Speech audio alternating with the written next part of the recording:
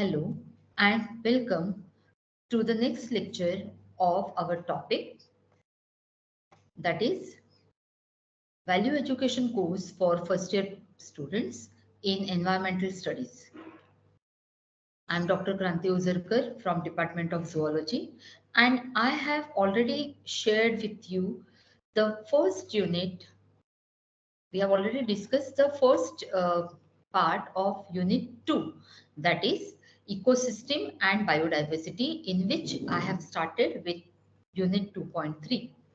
We have discussed in the previous lecture about what do we mean by biogeochemical cycles, then what do we mean by what is the definition of biogeochemical cycle, and what are the different types of biogeochemical cycles. So let us see these. So once again, let us revise these cycles. So we have tried to understand the biogeochemical cycles. We have tried to also understand the two types of biogeochemical cycles. That is, they can be either gaseous biogeochemical cycles or sedimentary cycles. In gaseous cycles, we are going to study carbon, nitrogen, and oxygen cycle, whereas in sedimentary cycle, there is phosphorus and sulfur cycle. But out of this, we are only studying the water cycle, carbon cycle, and oxygen cycle, carbon and nitrogen cycle. So yesterday, or in the previous lecture, we have studied hydrological cycle, that is water cycle, and we have understood how does this water cycle works. The water cycle is of two types: global cycle, global water cycle, and biological water cycle. And we have also understood, tried to understand this with this diagram, how actually the hydrological cycle works. We have studied carbon cycle, wherein we have understood various sources of carbon and how does carbon moves through the ecosystem. Now, we are going to study about the nitrogen cycle. Now, nitrogen is again a very important element which is present on the in the atmosphere of the earth, and it is one of the major element. It is component of various types of biomolecules which are present in the body of organisms. The Earth's atmosphere contains maximum concentration of nitrogen, which is 78%. And but this elemental nitrogen is of no use to plants and animals because it cannot be utilized by them in its elemental form. If it is to be used by the plants and ultimately by organisms, then this elemental nitrogen is required to be converted into inorganic nitrogen compounds like nitrites, nitrates, ammonia, nitrous oxide, nitric oxide, and also in some other inorganic nitrogen forms.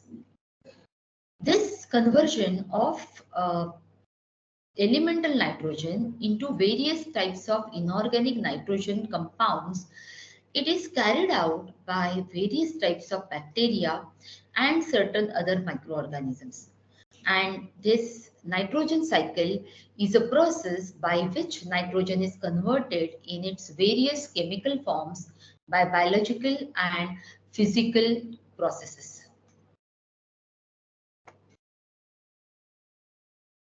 Nitrogen cycle, it is basically, it involves various steps like nitrogen fixation, nitrogen assimilation, ammonification, nitrification, denitrification, and sedimentation. So we are going to briefly see each and every step involving nitrogen cycle. So let us begin with the first one, that is nitrogen fixation. As I have already mentioned, nitrogen fixation is a process by which elemental nitrogen, which is present in the atmosphere, it cannot be utilized by the plants as it is. So therefore, it is required to be converted into some form which can be easily managed by the plants, and this process of conversion of elemental nitrogen into inorganic nitrogen is called nitrogen fixation. Now, this nitrogen fixation can be achieved by various processes. The first process is physiochemical fixation. As the name suggests, the physiochemical fixation means there are certain physical activities as well as chemical activities or reactions because of which atmospheric nitrogen can be fixed, or it can be converted into some form by which it becomes available for the plants. So as you can see in the on the slide, the reaction shows that because in the presence of lightning or in the presence of electric discharge which take place in the clouds, the atmospheric nitrogen combines with oxygen and produces different kinds of nitrogen oxides. And there are various types of nitrogen oxides which can be produced, as you can see in the slide. The next process is biological nitrogen fixation. Now, what do we mean by biological nitrogen fixation? The atmospheric nitrogen, when it is converted into nitrites or nitrates by some kind of living forms, either bacteria or symbiotic bacteria or by blue-green algae, then that type of nitrogen fixation is called biological nitrogen fixation. Free living bacteria such as Azobacter, Clostridium, they can fix the atmospheric nitrogen in the soil and convert this nitrogen into with the hydrogen, and it can be then converted into ammonia, which can easily uh, gets dissolved in the soil and which can be utilized by the plants.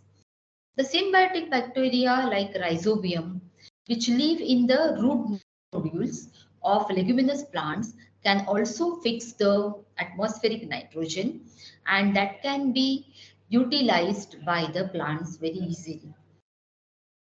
Then there are even the blue-green algae, which also help in nitrogen fixation. Blue-green algae are alternatively called lichens.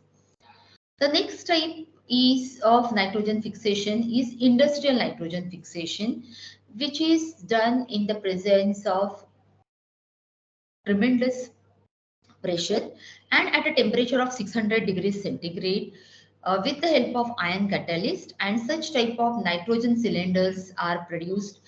They can be utilized for various commercial uses. The next one is combustion of fossil fuels. In the carbon cycle also, we have understood that there is liberation of carbon. The same way, combustion of fossil fuels by the automobiles or by thermal power plants release various types of nitrogen oxides.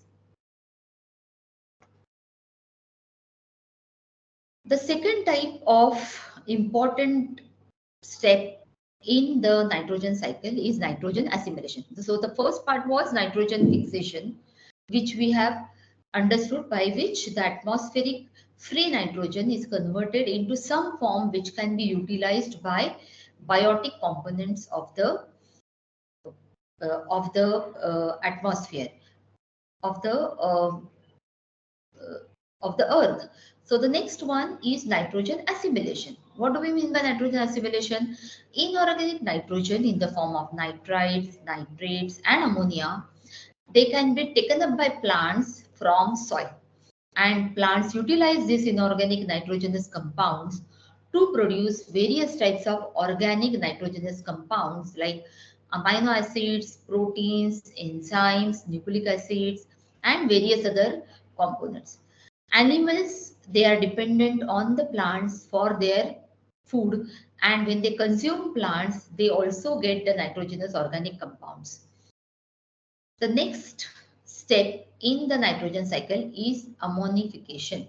Ammonification is a process by which the organic components which are trapped in the bodies of dead plants and animals as well as in their excreta is decomposed by microorganisms and is converted into organic nitrogen, and the organic nitrogen which is present in their bodies is converted into ammonia. This ammonia, because of this ammonia, you can smell a very foul smell is there whenever there are dead and decaying organisms. In decomposition, protein, urea, uric acid of the animals, they get converted into ammonia in presence of various types of ammonifying bacteria. Various species are involved. I have named a few species, bacillus, few bacillus species. Now, the second last step in the nitrogen cycle is nitrification. Now, what is nitrification? The ammonia which is liberated in the previous step, that is ammonification, is then converted into nitric and nitrites, and few species of bacteria are also required for this conversion of ammonia to nitrites. And as you can see in the slide, the bacteria belonging to the to certain species help in the conversion of ammonia into nitrites and also in the nitrites and certain nitric compounds. The second last step is denitrification. Now, what do we mean by denitrification? Denitrification uh, takes place again with the help of certain species of bacteria like Pseudomonas, and they convert ammonia, nitrites, and nitrates into molecular nitrogen, which again is released back to the atmosphere, and free nitrogen again comes back to the atmosphere. The last step is sedimentation. A small quantity of nitrites are also uh, remain locked up in the rocks, and when there is withering, at that time these nitrates they are released by conversion and converted into nitrogen. So, in short, if we want to summarize the nitrogen cycle, nitrogen, atmospheric elemental nitrogen is fixed by microbes, and this fixed nitrogen is absorbed by plants, and through food chain it gets incorporated in their bodies. Organic nitrogen enters in the consumers, and all dead remains are then broken down by decomposing bacteria, and again nitrogen is released to the atmosphere in its molecular form. In this way, nitrogen cycle keeps on operating in the cyclic manner. So with this, let us see the nitrogen cycle, which shows all these steps which we have just now discussed. As you can see in the diagram, there are all the steps which we have just now discussed. They are diagrammatically represented in the cyclic diagram.